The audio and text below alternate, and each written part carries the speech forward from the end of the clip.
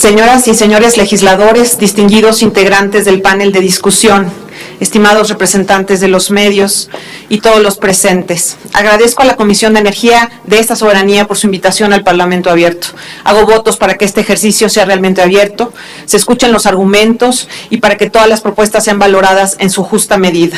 Acudo a este foro a nombre de México Evalúa, una organización de la sociedad civil especializada, profesional e independiente con 12 años de trabajo comprobado a favor de la transparencia, la eficiencia y la honestidad en el gasto público. El mensaje que quiero dejarles hoy es este: no es ideología, no es política, no es llevarle la contraria a nadie. No hay dinero público que alcance para pagar esta reforma y tampoco tiene sentido hacerlo en los términos que se propone. No fortalece a la CFE y no resuelve los retos del sector. Permítanme explicarles por qué. La reforma busca poner en marcha un antiguo modelo de generación de electricidad en un contexto en el que la transición a energías limpias y renovables es urgente y requiere de inversión. Un cuasimonopolio estatal que dejó de ser viable hace 30 años por ser insuficiente para el desarrollo de México. Hoy los privados ya generan 62% de la energía eléctrica a nivel nacional, pero la actual reforma busca reducirla de tajo a 46% y sin claridad en los términos de su participación.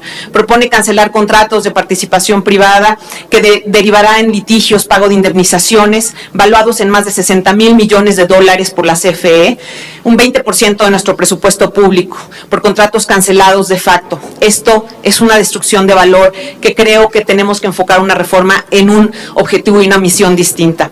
El costo de la misma es limitar el desarrollo de México y de la nación. En pesos esto es incalculable. Otro inconveniente de esta propuesta es que los privados actualmente generan electricidad a un costo 2 veces menor al de la CFE. No hace sentido producir electricidad a un mayor costo cuando se puede producir uno menor. Aumentar la participación de la CFE en las condiciones actuales elevará el costo del servicio eléctrico que los ciudadanos pagaremos sí o sí vía mayores tarifas eléctricas o si éstas se mantienen estables a través del subsidio que Hacienda le entrega a la CFE con recursos del presupuesto financiado con nuestros impuestos. El subsidio es la diferencia entre la tarifa y el costo real del servicio. Así es como esta empresa ofrece tarifas más accesibles a los clientes. Pero no hay dinero que alcance porque a pesar del tamaño de nuestra economía, México tiene un gobierno crónicamente pobre. México recauda el equivalente a 16% de su Producto Interno Bruto, cuando el promedio latinoamericano es de 23%, 30% menos. Sin importar el partido en el poder, pues tenemos un gobierno con un presupuesto muy limitado. El costo de oportunidad de este recurso es enorme. Cada peso que se destina a subsidiar la electricidad, pues deja de utilizarse en educación, salud, seguridad y otras necesidades. Al gobierno ya no le dan las cuentas. En los últimos 20 años el gasto de pensiones aumentó de 1 a 5 puntos del producto y los ingresos no lo hicieron en la misma medida. La inversión pública ha sido desplazada y no se ha podido recuperar. Datos de 2021, la inversión física excluyendo Pemex cayó 12%, el gasto de salud se estancó, los subsidios para financiar servicios del INSABI fueron 30% menores que el promedio observado en 2012 y 2010, entre 2012 y 2018. La inversión en escuelas acumuló 3 años de caídas. La situación financiera de estados y municipios es delicada. Las participaciones han caído respecto al sexenio anterior. No hay dinero que alcance y por eso ni el gobierno ni la CFE pueden prescindir de la inversión privada en este sector estratégico. La situación fue tan crítica en 2021 que se dejó de otorgar subsidios mensuales a la CFE desde agosto, a pesar de que la empresa los necesitaba. A julio de 2021 el presupuesto de subsidios para CFE llegó se completó. Dejar a la CFE 5 meses sin subsidio no tiene precedente. Esto indica que el gobierno no tiene cómo darle más recursos y capitalizar esta empresa. Es claro que no podrá financiar un mayor subsidio con los recursos actuales. Sin duda, la situación de CFE es delicada, la empresa se debilitó financieramente, tuvo su peor balance desde 1990 y uno de los 3 peores años de inversión en la última década. La inversión de CFE ha ido en picada, hoy es 15% menor que la registrada de 2010 a 2015. Pero no se propone inversión para la transición energética, o al menos no se propone un plan de financiamiento para poder transitar.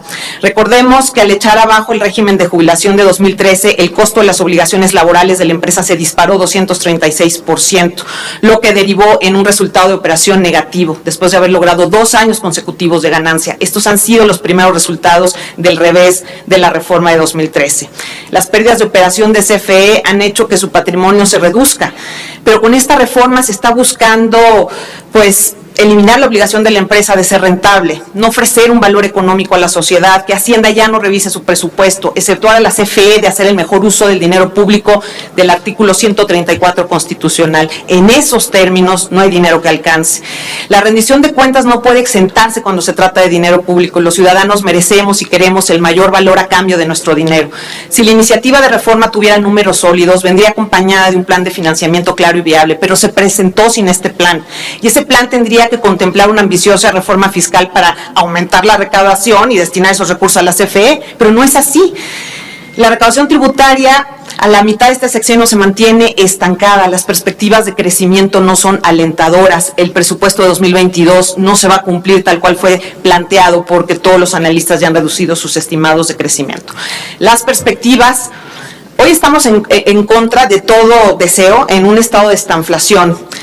Y la situación no es nada alentadora. El balance después de transferencias de CFE promedió 53,000 millones de pesos de 2016 a 2020, gracias a que se recibió un subsidio de 72,000 millones también en promedio. Para mantener ese balance en 2021, el gobierno hubiera tenido que otorgar a la CFE un monto de 56% mayor ese promedio, 114,000 millones de pesos. Es todo el presupuesto de Sedena, es el financiamiento completo de las universidades estatales, 3/4 partes del de la Secretaría de Salud. Limitar la inversión privada que ya participa activamente en el sector sin un plan de financiamiento público, esta reforma se traduce en una disminución en la inversión del sector. Impensable cuando se requiere lo contrario para ser un destino atractivo a la inversión y urgir la transición a energías limpias y renovables. La buena noticia es que la perspectiva sobre el sector eléctrico es muy alentadora. Me parece que se subestima el crecimiento de la demanda por electricidad que nos viene en los próximos años. No crecerá 3 o 4%, sino exponencialmente como resultado de distintas transiciones. La descarbonización de la economía, la digitalización de la economía, la crisis hídrica y la electromovilidad. Entonces, la reforma debería ampliar y no limitar la generación de electricidad. Habrá mercado suficiente para los privados y para la capacidad de CFE, pero la empresa estatal debe seguir ofreciendo valor económico y estar dispuesta a competir, mejorando su costo-eficiencia, invirtiendo más, identificando modos sostenibles para capitalizarse, como la emisión de acciones, compartiendo riesgos con los privados en lugar de eliminarlos, transitando a los privados al mercado eléctrico mayorista que ya está operando y reanudar las subastas. Por todo lo anterior, consideramos que la reforma eléctrica, en los términos en los que está planteada, debe ser rechazada por esta soberanía. Muchas gracias por su atención.